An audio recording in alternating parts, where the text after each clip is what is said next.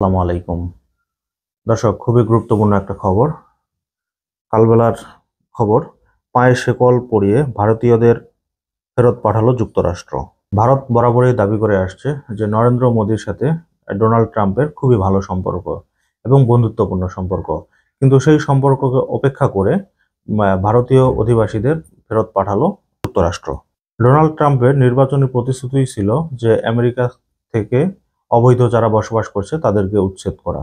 এর মধ্যে সবথেকে বেশি আমেরিকায় অবস্থান করছে অবৈধভাবে ভারতীয়রা। অবশেষে এই ভারতীয়দের পায়ে শিকল পরিয়ে ফেরত পাঠালো যুক্তরাষ্ট্র।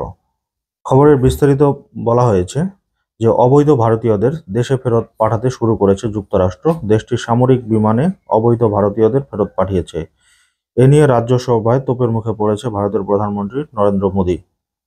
এবার ভারতীয়দের ফেরত পাঠানো একটি ভিডিও শেয়ার করে কঠোর হুঁশিয়ারি দিয়েছে আমেরিকা।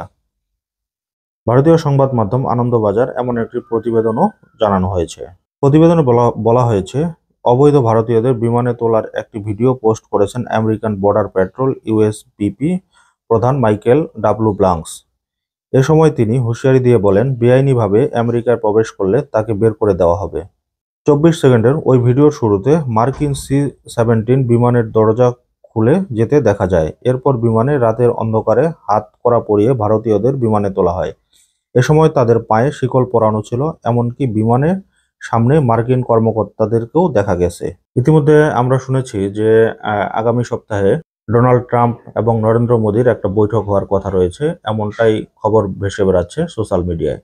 ব্লাঙ্কস আরও বলেন এবং হুঁশিয়ারি দিয়ে বলেন যে যদি আপনি অবৈধভাবে আমেরিকায় আসেন তাহলে আপনাকে বের করে দিতে আমরা বাধ্য থাকব।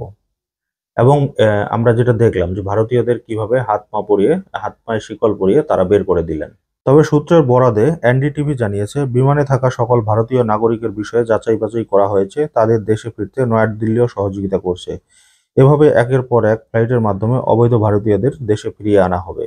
তার মানে ভারতও এই ব্যাপারে সহযোগিতা করছে। মানে যতটা এনডিটিভির পক্ষ থেকে বলা হয়েছে, সেখানে ভারতের মুখপাত্ররা বলেছেন যে ভারতও এই ব্যাপারে সহযোগিতা করছে।